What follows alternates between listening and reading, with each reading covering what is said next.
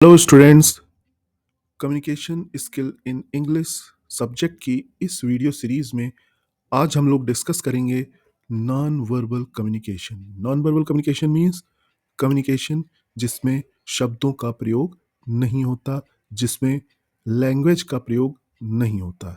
ये जब लैंग्वेज का आविष्कार नहीं हुआ था उस समय भावनाओं, विचारों, सूचनाओं, तथ्यों इत्यादि का आदान प्रदान करने के लिए जो कम्युनिकेशन का एक तरीका था वो नॉन वर्बल कम्युनिकेशन के अंतर्गत आता है। इसमें शब्दों के अतिरिक्त अन्य चीजें भावनाओं, सूचनाओं इत्यादि के आदान प्रदान में, कहने या समझने में, इस्तेमाल में लाई जाती हैं। तो आइए अब हम लोग देखते हैं कि नॉन वर्बल कम्युनिकेशन के अंतर्गत कितने प्रकार होते हैं। नॉन वर्बल कम्युनिकेशन के कई सारे प्रकार हैं, जिसमें body language, sign and symbols, dressing sense, activity, behaviour, voice dynamics, proxemics, chronemics इत्यादि आते हैं। तो सबसे पहले काइनेमिक्स या body language. Face to face communication के दौरान बॉडी मूवमेंट एक इंपॉर्टेंट रोल प्ले करती है और आपके कम्युनिकेशन को कंप्लीट बनाती है। कई बार हम बोल कुछ और रहे होते हैं लेकिन हमारी शारीरिक भाषा यानी हमारे शरीर के जो सभी अंग हैं उनमें और हमारे शब्दों में मैच नहीं होता है। हम कहते हैं कि हम कॉन्फिडेंट हैं लेकिन हमारा शरीर इस बात को कह रहा होता है कि हम कॉन्फिडेंट नहीं हैं। इसके कई उदाहरण हैं बॉडी लैंग्वेज के। जैसे हम अगर किसी भी व्यक्ति के सामने अपने चेस्ट पे हाथ को यूं क्रॉस करके खड़े हैं, इट मीन्स हम अपने आप को समेट रहे हैं, अपने आप को कंट्रोल कर रहे हैं और सामने वाला व्यक्ति जो कुछ भी कह रहा है हम उससे सहमत नहीं हैं। इसी तरह से कई बार हम कुछ कहते या सुनते समय मुस्कुरा रहे होते हैं, तो मुस्कुराहट भी कई प्रकार की हो सकती है, जैसे खुशी की मुस्कान, शर्मीली मुस्कान, गर्मजोशी भरी मुस्कान, या फिर व्यक्ति अगर विडंबना में हो, मतलब डिलेमा में हो, धर्म संकट में हो कि क्या समझ में आ रहा है या नहीं आ रहा है, क्या करना है क्या नहीं करना है, तो वहाँ पर उसके मुस्कुराहट के तरीके अलग-अलग हो सकते हैं।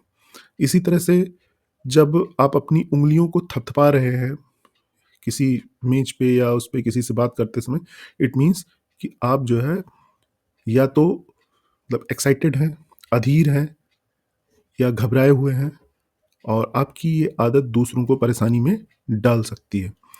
कई बार हम कोई हमसे कुछ कह रहा है और हम उसको एक तरफ सर झुका के सुन रहे हैं, इट मीन्स हम उसकी बात को ध्यान से सुन रहे हैं। फिर कई बार देखते हैं पार्टीज़ में या कहीं पे भी कोई व्यक्ति बैठता है तो वो कैसे बैठता है।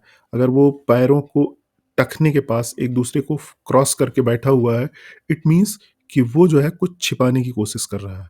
और कई बार घुटनों पे पैर रख के फिर उसके बाद जो है व्यक्ति बैठा है तो वो अपने आप को शक्तिशाली या दबंग शो करना चाहता है।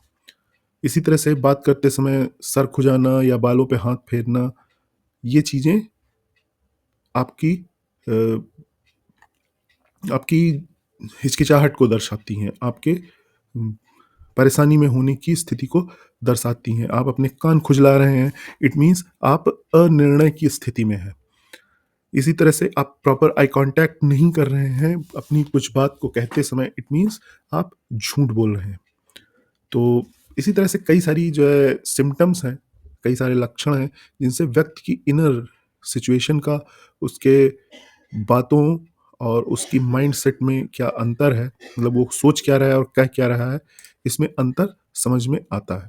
तो व्यक्ति अगर कॉन्फिडेंट है तो वो प्रॉपर आई कांटेक्ट के साथ, स्ट्रेट बॉडी के साथ सामने वाले से बात करेगा। तो ये आई कांटेक्ट और इसकी इम्पोर्टेंस हमारे सामने आती है। नेक्स्ट आता है फेशियल एक्सप्रेशन, यानी चेहरे के हाव भाव। Face is the mirror of your inner consensus. Face जो है, चेहरा, वो क्या है, मन का दर्पण है। तो ये फेशियल एक्सप्रेशन बहुत ही इम्पॉर्टेंट कम्युनिकेशन है और बॉडी लैंग्वेज का एक पार्ट है। और कई बार तो ये भी कहा जाता है कि जो व्यक्ति अपने शब्दों से नहीं कह पाता वो अपने चेहरे के भावों से कह पाता है। फेशियल एक्सप्रेशन से ही हम happiness, surprise, fear, anger, sadness इत्यादि को शो करते हैं। जैसे कई बार हमें किसी अपने दोस्त के नौकरी लगने की सूचना मिली और हम कहते हैं अरे यार बड़ी खुशी की बात है, खुशी बात, लेकिन चेहरा बुझ गया दुख के मारे कि अरे उसकी नौकरी तो लग गई, हमारी नहीं लगी। तो चेहरे पे वो भाव आ जाते हैं मन के जो अंदर होते हैं। ठीक है, तो ये आपका क्या है, नॉन वर्बल कम्युनिकेशन। तो फेशियल एक्सप्रेशन का अपना महत्व है। ये प्रभाव को, आपकी बातों के प्रभाव को शो करने में मदद करता है। और साथ ही साथ जब आप किसी भी व्यक्ति के सामने कोई बात कह रहे होते हैं तो फेशियल एक्सप्रेशन उस बात में एक ब्यूटी क्रिएट करता है, एक लोगों का इंटरेस्ट क्रिएट करता है। कई बार स्टूडेंट सेमिनार के दौरान बोलते समय कोई दीवार पे या किसी एक जगह पे या सर नीचे करके बोल रहे हैं, तो ये उनकी घबराने जैसी स्थिति है। और जो सुनने वाले होते हैं, ऑडियंस होते हैं, उनका भी इंटरेस्ट ऐसी चीज़ों में नहीं होता। उनको लगता है किसी और से बात कर रहा है, हमसे बात नहीं कर रहा है, तो वो ऑडियंस आपस में ही बात करने लग जाती है। तो इसलिए जो है सेमिनार में या किसी भी व्यक्ति से कम्युनिकेट करते समय प्रयास यही होना चाहिए कि ऑडियंस से प्रॉपर आई कांटेक्ट बना रहे, जिससे उनका इंटरेस्ट आप में रहे, क्योंकि उन्हें लगेगा कि आप उन्हीं से कोई चीज़ कह रहे हैं। नेक्स्ट आता है गेस्चर। गेस्चर यानी इशारे। Gesture include the movement of other body parts which are equally important like facial expressions. Means the physical movement of arms, legs, hands, head are known as gesture. कई बार हम किसी को कहते हैं हाँ खड़े हो जाओ, तो हाथ उठा के, या बैठो, या चुप हो जाओ, इस तरह से कई सारे इशारे करते हैं। तो ये चीज़ें जो है गेस्चर के माध्यम से, हम दूसरों को लैंग्वेज नहीं मालूम है एक दूसरे की, तो वहाँ पे गेस्चर हमें बहुत हेल्प करता है, क्योंकि बैठना, उठना या चुप रहना या जाना, रुकना, ये सारी चीज़ें हैंड मूवमेंट या अन्य इशारों से की जा सकती हैं। तो वर्ड की जगह पे कई बार गेस्चर ज़्यादा वर्क कर जाते हैं जब सेंडर और रिसीवर एक दूसरे की लैंग्वेज को नहीं जानते। Next is body shape and posture. आप प्रत्येक व्यक्ति को जो उसका शरीर मिला हुआ है वो प्रकृति की देन है, गिवन बाय नेचर। वो जिस तरह से अपने वातावरण में डेवलप हुआ है उसके अनुसार उसका बॉडी शेप ऑटोमेटिक हो जाता है। लेकिन हम अगर अपने आप को फिट रखते हैं अपने प्रयासों से, तो ये शो करता है कि हम कितने एक्टिव हैं, हम कितने कॉन्फिडेंट हैं, हम कितने अपने आप को अपने प्रति समर्पित हैं। तो हम जिस ऑर्गेनाइजेशन में वर्क करेंगे उसके लिए भी हम समर्पित रहेंगे। Next one is dressing sense. Dressing sense means how you dress, आप कैसे कपड़े पहनते हैं। तो प्रोफेशनल लाइफ में ड्रेसिंग सेंस एक बहुत ही इम्पॉर्टेंट रोल प्ले करती है।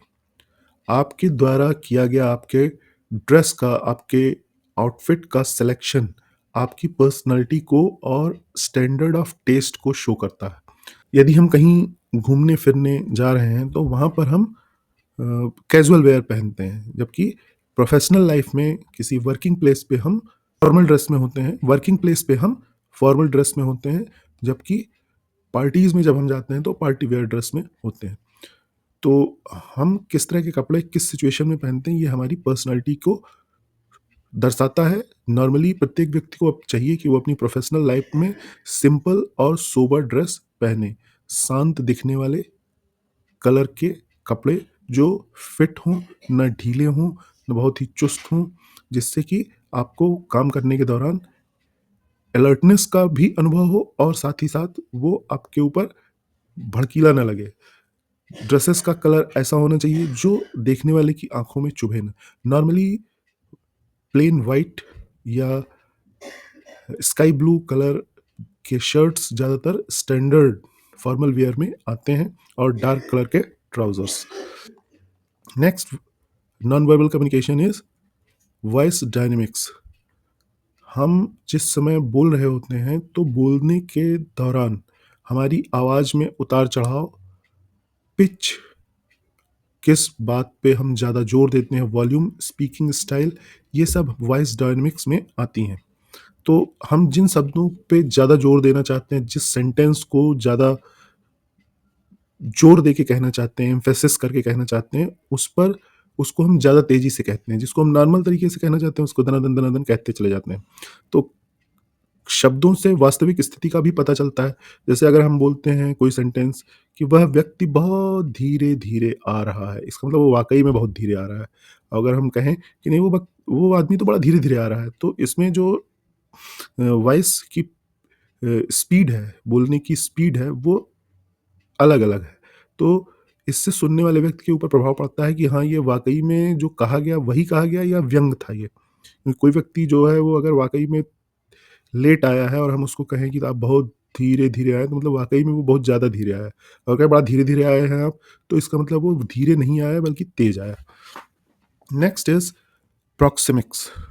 प्रॉक्सिमिक्स मीन्स कि हम जब कहीं पे अपने सोशल लाइफ में या पब्लिक लाइफ में किसी से बात करते हैं, तो हमारे और उस मतलब सेंडर और रिसीवर के बीच में डिस्टेंस कितनी होती है।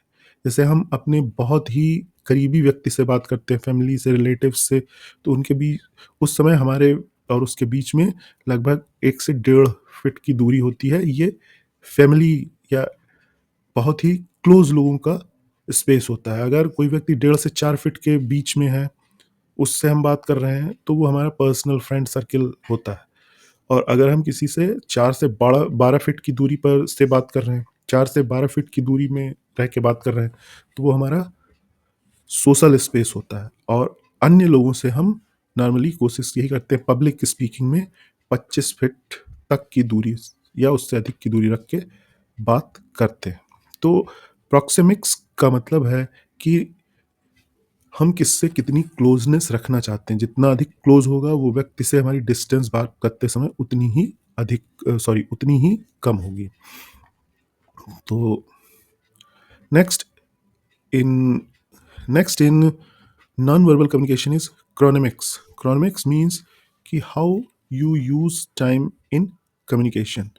कम्युनिकेशन में आपका जो टाइमिंग है वो बहुत ही इम्पोर्टेंस रखता है, क्योंकि हम अपने किसी काम को करते समय उसको अगर सही समय पे करते हैं, बहुत जल्दी अगर कहीं पहुंच जाते हैं काम के लिए, इसका मतलब हम अधीर हैं। और अगर हम बहुत देर करके आते हैं, इसका मतलब हम लापरवाह हैं। और अगर हम एक्यूरेट टाइम पे पहुँचते हैं, 1-2 मिनट, 5 मिनट का हेर-फेर हो सकता है, लेकिन एग्ज़ैक्ट टाइम के आस-पास पहुँचते हैं, इसका मतलब हम प्रोफ़ेशनल तरीके से उस काम को करना चाहते हैं और ये चीज़ लोगों के ऊपर बहुत ही इम्प्रेसिव होती है। Next in non verbal communication are signs and symbols, यानी